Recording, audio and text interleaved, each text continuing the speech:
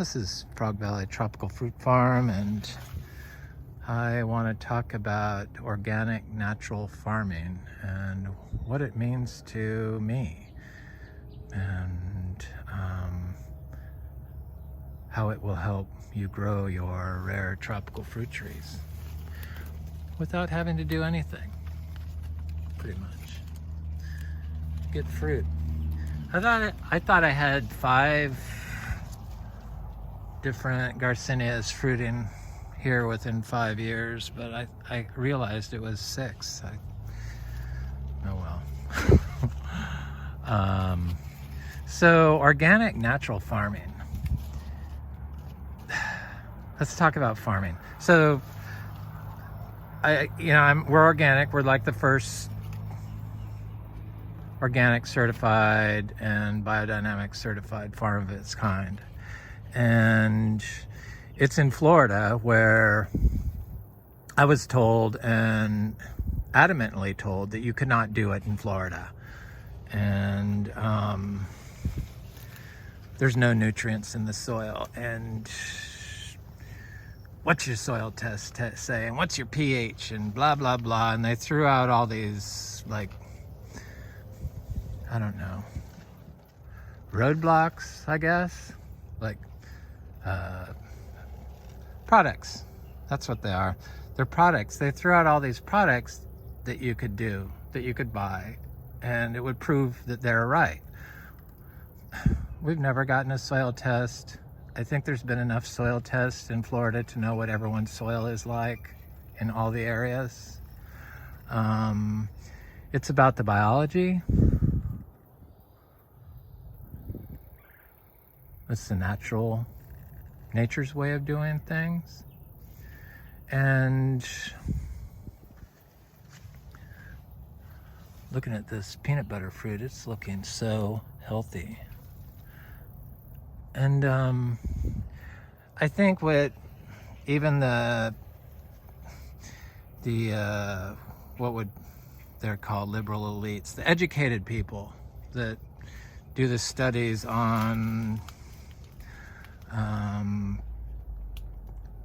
soil health and soil science and all this stuff, and do all these studies of different controlled programs, meaning they choose the plants, they choose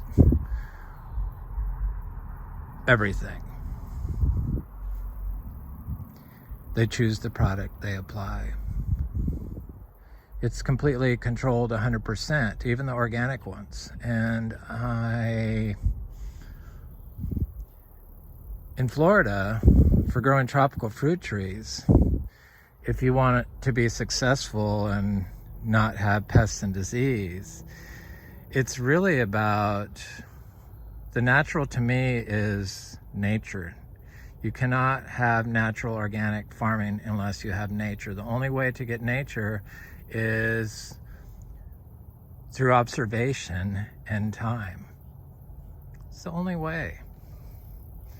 But for growing, you can speed it up by applying different biologicals like compost tea, and everything. Biodynamic Prep 500, horn manure.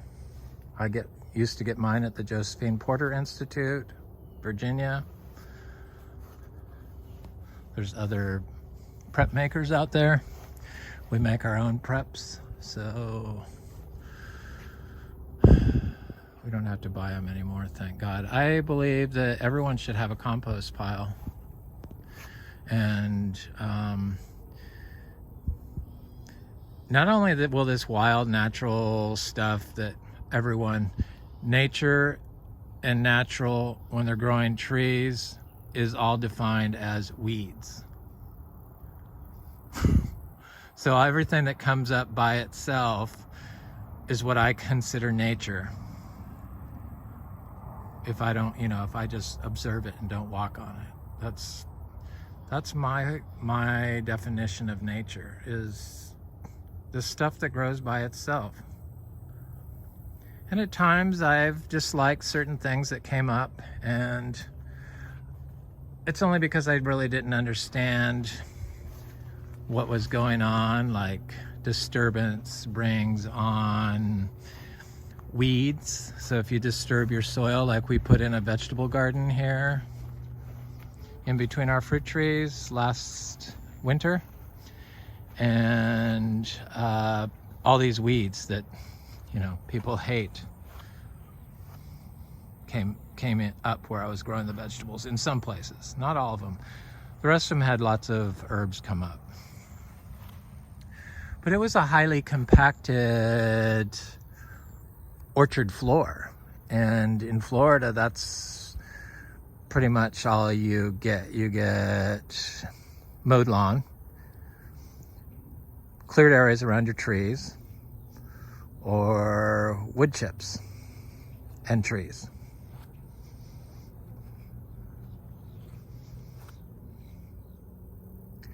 They assume that the plants that grow on their own are going to rob the nutrients that they saw were missing in their soil test,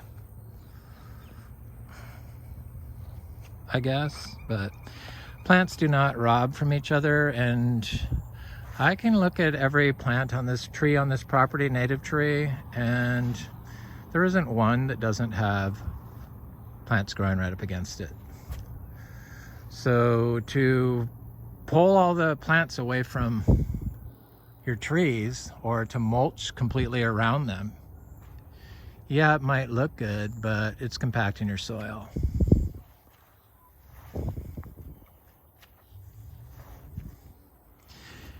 You don't have any natural left when you do that. There is no natural in a controlled system. So there is no natural in a controlled study.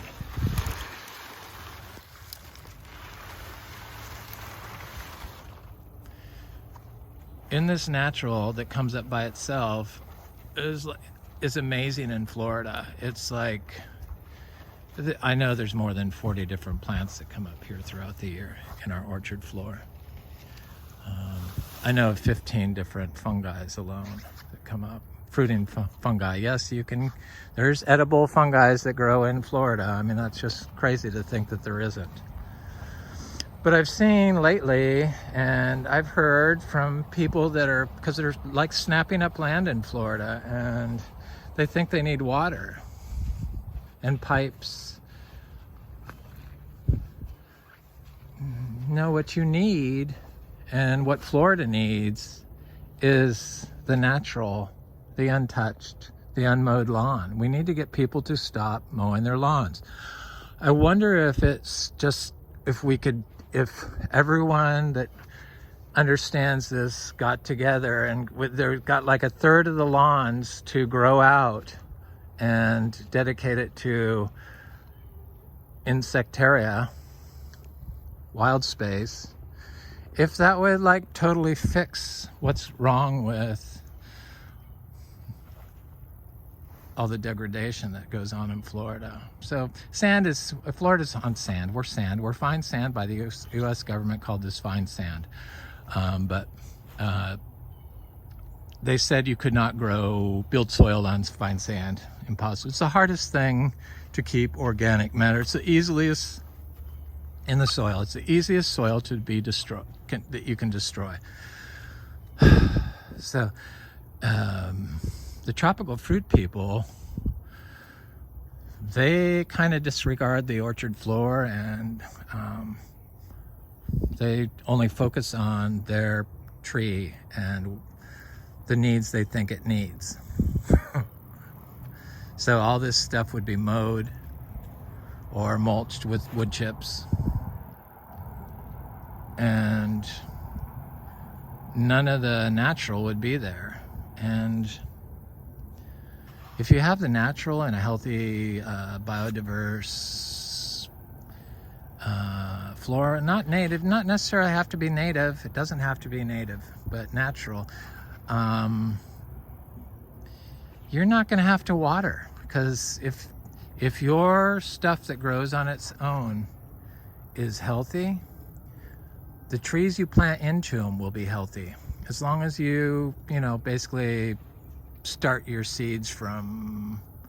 trees from seed, preferably, and you biologically inoculate them with like compost tea.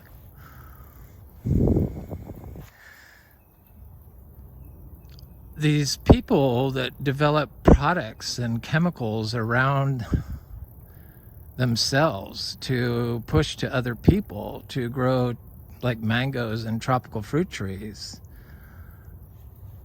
it's really destroying Florida, and it's an inferior way to grow here. Remember, it's called Florida, people, for a reason, not because of the citrus industry and not because of the agriculture methods that people like to implement. All these backyard nurseries that learn their plant care from nurseries, they really scare me. And yeah, you can buy some nasty stuff at Home Depot here. It's pesticide summer. It's bug season here. If you apply any of those sides, like copper or anything, you cannot have a natural system. You cannot, it's period, because you're decimating. For one, I know you're decimating all the frogs, so there's nothing natural about that. These starfruit look ready, and these are good starfruit. Seems to be quite a few in here. Little starfruit tree. Who is this? Carrie.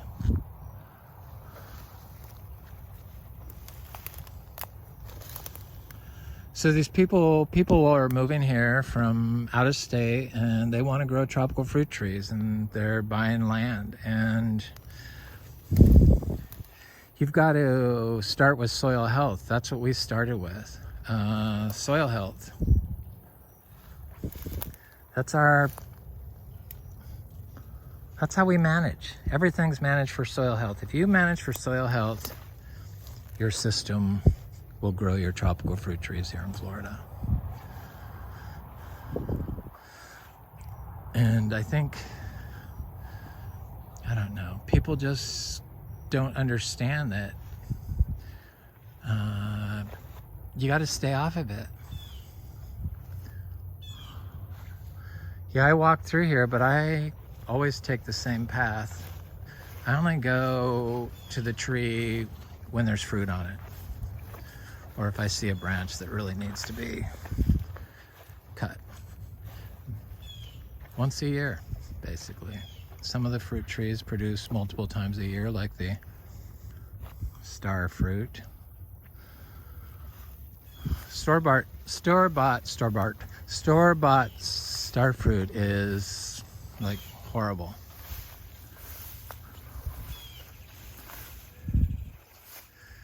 So this stuff, this is natural farming. And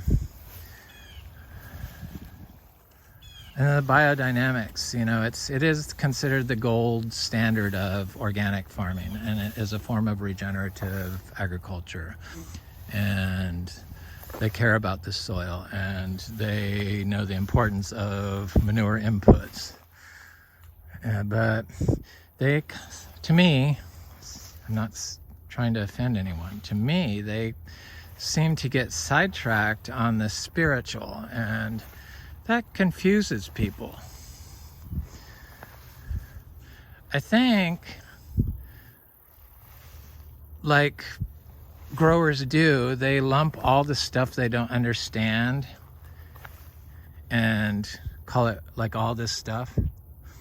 40 different species and 15 different types of fungi, and who knows how many insects live in this. They just call it all weeds. But so the spiritual for them, all this stuff, the spiritual is all the stuff they don't understand, the unknown. And I mean, the unknown is nature to me.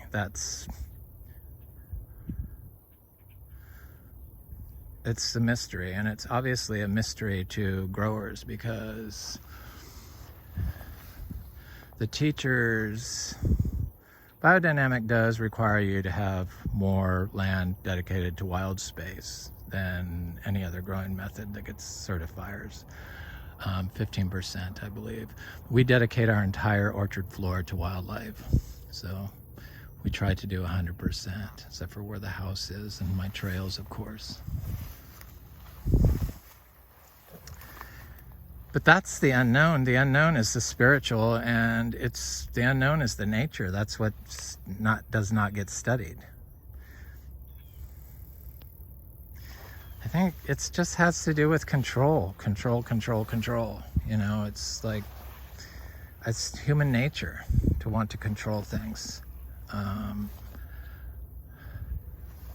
It probably scared people when they moved to Florida and there was like so much life here, and the only way to have control on what was coming at you was to burn it, probably. Cut it and burn it. They still do it. My neighbor just did it on 3 acres.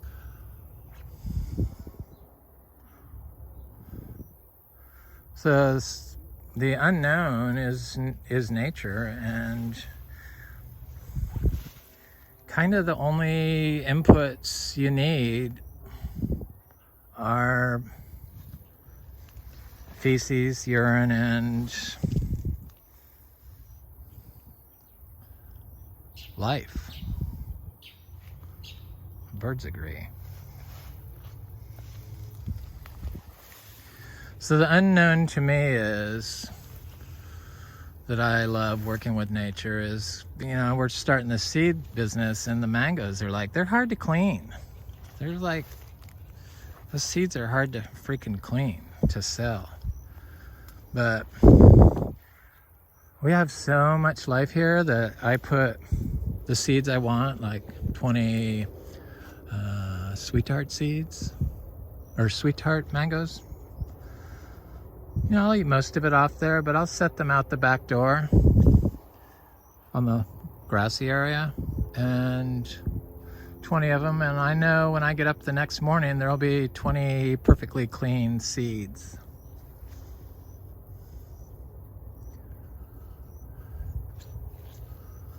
I don't know who does that. I could guess. My raccoon friends probably, but I don't know. That's just how they are.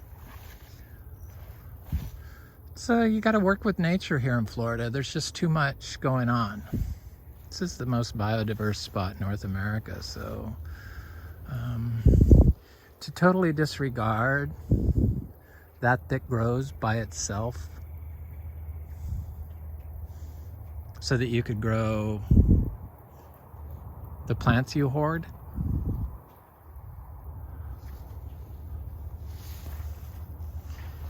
is kind of robbing yourself of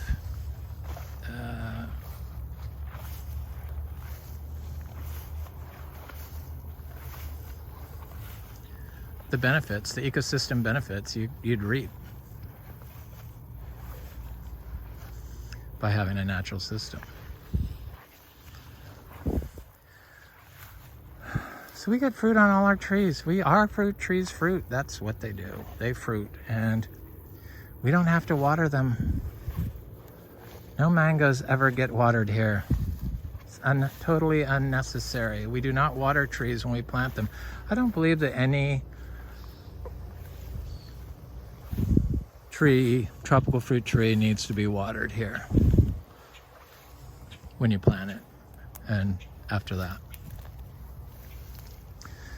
It's all about the soil health, following the 5 soil health principles, staying off of it, probably the most important one. So here's our aquemuck tree, and if anybody has watched any of the videos, you know that I've been after this fruit for a long time, and I thought I was going to get a big crop this year, and I was selling some, but then before they dropped off just recently. I think the birds got the most of them, but I'm not sure because I didn't see.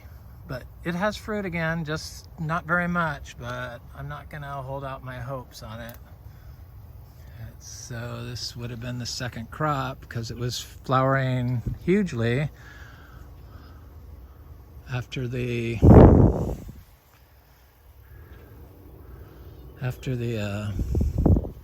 when it had the first crop on it. It had a second flower, but it didn't set a very big second flower. I didn't think it set anything, but I saw that, yes, it did have fruit on it. Thank God. Please, I want to taste the Quimak fruit.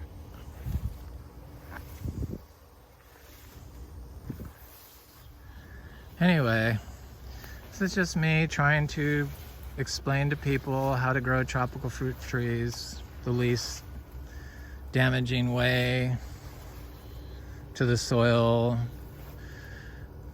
and the best way for the environment, and to let a little nature in your yard and let your grass grow out. This is Frog Valley Tropical Fruit Farm. I hope you have a good day.